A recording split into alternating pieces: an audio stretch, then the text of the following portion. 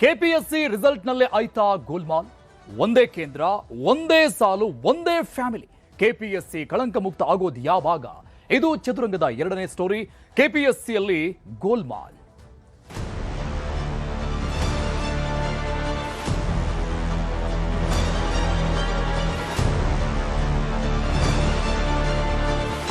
ಇದನ್ನೆಲ್ಲ ನೋಡಿದ್ರೆ ಸಾಕಷ್ಟು ಕರಪ್ಷನ್ ಆಗಿದೆ ಕೆಪಿಎಸ್ಸಿಲಿ, ಸ್ವಲ್ಪ ಅಲ್ಲ. ಒಬ್ಬರನ್ನ ಅಟೆಂಡರ್ ಇಂದ ಹಿಡಿದು ಮೇಲ್ಗಡೆ ತನಕ ಎಲ್ಲರೂ ಏನಾದರೂ ಒಂದು ದುಡ್ಡು ಹೊಡಿಬೇಕು ಅದರಲ್ಲೇ ಒಂದು ಸ್ಕೆಚ್.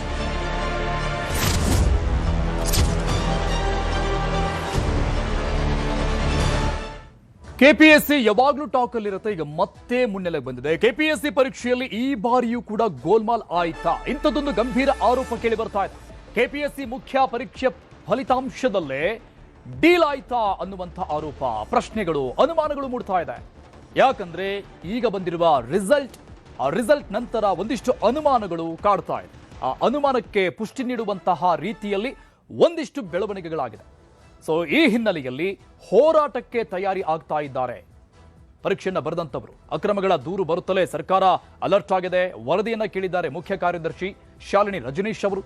ಕೆಪಿಎಸ್ಸಿ ಕಾರ್ಯದರ್ಶಿಗೆ ಸೂಚನೆಯನ್ನ ಕೊಡಲಾಗಿದೆ. ಈ ವಿಚಾರಕ್ಕೆ ಸಂಬಂಧಪಟ್ಟಂಗೆ ಏನಿದು ಅಂತ ಮಾಹಿತಿಯನ್ನ ಸರ್ಕಾರ ಕೇಳ್ತಾ ಇದೆ. ಹಾಗಾದ್ರೆ ಏನಿದು ಗೋಲ್ಮಾಲ್? ಕೆಪಿಎಸ್ಸಿಯಲ್ಲಿ ಮತ್ತೆ ಗೋಲ್ಮಾಲ್ ಆಗಿರುವಂತಹ ಆರೋಪ ಯಾಕೆ? ಏನ್ ಗೋಲ್ಮಾಲ್ ಅನ್ನುವಂತ ಡೀಟೇಲ್ಸ್ ಅನ್ನ ನೋಡ್ತಾ ಹೋಗೋಣ.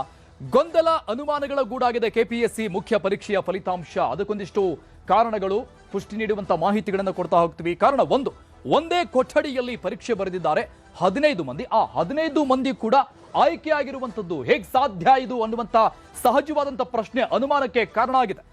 So point number 2, serial number ರೀತಿ ಆಯ್ಕೆಯಾಗಿದ್ದಾರೋ ಹೇಗೆ ಅನ್ನೋ ಪ್ರಶ್ನೆ ಇದೆ. ಒಂದೇ ಕೊಠಡಿಯಲ್ಲಿರುವಂತ 15 ಜನ.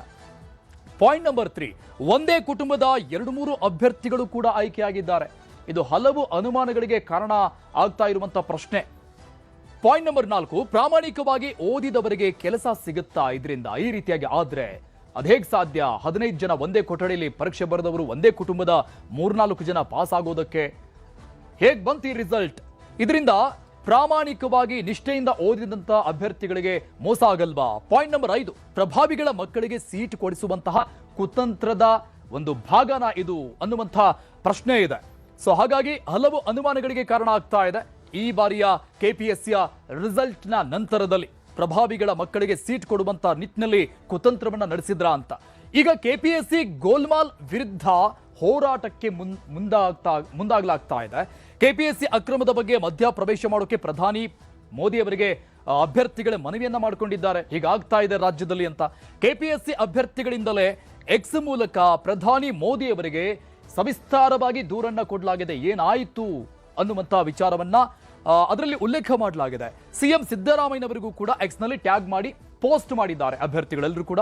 ರಾಜ್ಯಪಾಲರಿಗೂ ಕೂಡ ಪತ್ರ ಬರೆಯಲು ಅಭ್ಯರ್ಥಿಗಳು ಮುಂದಾಗಿದ್ದಾರೆ. ಇದು ಚಿಕ್ಕ ಪುಟ್ಟ ವಿಚಾರ ಅಲ್ಲ ಅಂತ, ಯಾಕಂದ್ರೆ ಹಲವಾರು ವರ್ಷಗಳಿಂದ ಕುಳಿತುಕೊಂಡು ಶ್ರಮ ಪಟ್ಟು ಬರೆದಿರುವಂತಹ ಎಕ್ಸಾಮ್ಸ್ಗಳು ಈ ರೀತಿಯಾಗಿ ಕುತಂತ್ರ ಮಾಡಿ ಮೋಸ ಮಾಡಿದ್ರೆ ಹೇಗೆ ಅಂತ ಆಕ್ರೋಶ ವ್ಯಕ್ತವಾಗ್ತಾ ಇದೆ.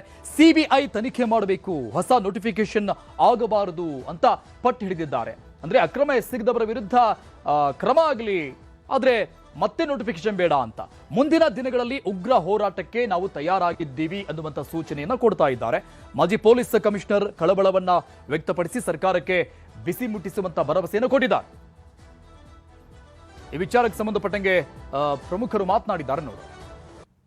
ಸೀರಿಯಲ್ ನಂಬರ್ 1, 2, 3 ಕಂಟಿನ್ಯೂಸ್ ಆಗಿ ಸುಮಾರು 10-15 ಜನ ಒಂದೇ ಕ್ಲಾಸ್ ರೂಮ್ ಅಲ್ಲಿ ಇದರಲ್ಲಿ ಸೀರಿಯಲ್ ನಂಬರ್ ಅಲ್ಲಿ ಸೆಲೆಕ್ಟ್ ಆಗಿರೋಂಥದ್ದು ನಾವು ನೋಡಬಹುದು. ಆ ರೀತಿ ಲಿಸ್ಟ್ ಇದೆ ಇದು. ಮತ್ತೆ ಒಂದೇ ಫ್ಯಾಮಿಲಿಯಲ್ಲಿ 2-3 ಜನ ಅಕ್ಕ ತಂಗಿ, ಅಣ್ಣ ತಮ್ಮ ಈ ತರ ಸೆಲೆಕ್ಟ್ ಆಗಿರೋಂಥದ್ದು ನೋಡಬಹುದು.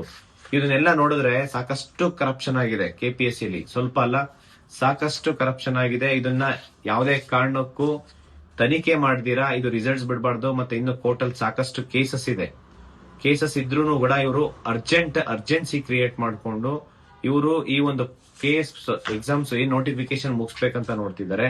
ಇದನ್ನ ಪ್ರಾಮಾಣಿಕವಾಗಿ ಯಾರು ಓದ್ತಾ ಇದ್ದಾರೆ ಅಂತವರಿಗೆ ಕೆಲಸ ಸಿಗ್ಬೇಕು. ಈ ಒಂದು ಏನ್ ಭ್ರಷ್ಟಾಚಾರ ಆಗಿದೆ ಇದನ್ನ ಸಂಪೂರ್ಣ ತನಿಖೆ ಆಗ್ಬೇಕು. ಇಲ್ಲಿ ಬರೀ ಜಾತಿನವ್ರಿಗೆ ಹಾಕ್ಕೊಳ್ತೀರಿ ನೀವು, ಮತ್ತು ಯಾರಿಗೋ ಒಂದು ರಿವಾರ್ಡ್ ಕೊಡಬೇಕು, ಒಂದು ದುಡ್ಡು ಹೊಡ್ಕೊಳಕ್ಕೆ ಮಾಡ್ಕೊಳ್ಳಿ ನೀವು, ಅಥವಾ ಲೀಕ್ಔಟ್ ಮಾಡ್ಕೊಳ್ಳಿ ಅಂಥವ್ರಿಗೆ ನೀವು ಹಾಕೋವಾಗ, ಮತ್ತು ಅಲ್ಲಿರೋ ಸ್ಟಾಫ್ ಎಲ್ಲ ಇದೆಲ್ಲ ಮೋಸ್ಟ್ ಡಿಮೊರಲೈಸ್, ಅವ್ರಿಗೆ ಗೊತ್ತಿದೆ ಭ್ರಷ್ಟ ಜಾಗ ಅಂತ. ಸೊ ಅವ್ರು ಒಬ್ಬರನ್ನ ಅಟೆಂಡರಿಂದ ಹಿಡಿದು ಮೇಲ್ಗಡೆ ತನಕ ಎಲ್ಲರೂ ಏನಾದರೂ ಒಂದು ದುಡ್ಡು ಹೊಡಿಬೇಕು ಅನ್ನೋ ಅದರಲ್ಲೇ ಒಂದು ಸ್ಕೆಚ್ ಹಾಕ್ಕೊಂಡಿರ್ತಾರೆ. KPSC should come out and tell ಅವ್ರದ್ದು ಸ್ಟೇಟಸ್ ಏನು, ಎಷ್ಟು ಎಕ್ಸಾಮಿನೇಷನ್ಗಳು ಸರ್ಕಾರ ಅವ್ರಿಗೆ ಕಂಡಕ್ಟ್ ಮಾಡು ಅಂತ ಹೇಳಿದ್ದಾರೆ. Number 1. Number 2, what is the time table for this, and ಏನು ಅವ್ರಿಗೆ ಸಿಲೆಬಸ್ ಏನು ಮಾಡಿದಾರಲ್ಲ ಅವ್ರ ಕ್ಯಾಲೆಂಡರ್ ಆಫ್ ಇವೆಂಟ್ಸ್ ಕೊಡಬೇಕು. ಈ ಇಡೀ 2026ನೇ ಇಸ್ವಿಯಲ್ಲಿ ಎಷ್ಟು ಪರೀಕ್ಷೆಗಳು ಕಂಡಕ್ಟ್ ಮಾಡಲಾಗುತ್ತೆ ಅಂತ.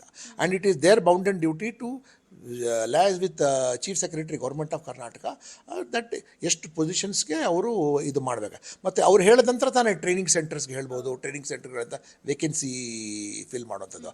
ಸೊ ಯಾವುದು ಪ್ರೊಫೆಷ್ನಲ್ ಆಗಿ ನೀವು ಮಾಡೋದಿಲ್ವಲ್ಲ ನೀವು. ಈ KPSC ವಿಚಾರಕ್ಕೆ ಸಂಬಂಧಪಟ್ಟಂಗೆ ದೂರುಗಳು ಬರ್ತಾ ಇದ್ದಂಗೆ ಸರ್ಕಾರ ಕೂಡ ಅಲರ್ಟ್ ಆಗಿದೆ. ಅಕ್ರಮಗಳ ಬಗ್ಗೆ ದೂರು ಬರ್ತಾ ಇದ್ದಂಗೆ ಸರ್ಕಾರ ಅಲರ್ಟ್ ಆಗಿ ಕ್ರಮಕ್ಕೆ ಮುಂದಾಗುವಂತಹ ಭರವಸೆಗಳು ಕೇಳಿ ಬರ್ತಾ ಇದೆ ಸರ್ಕಾರದಿಂದ.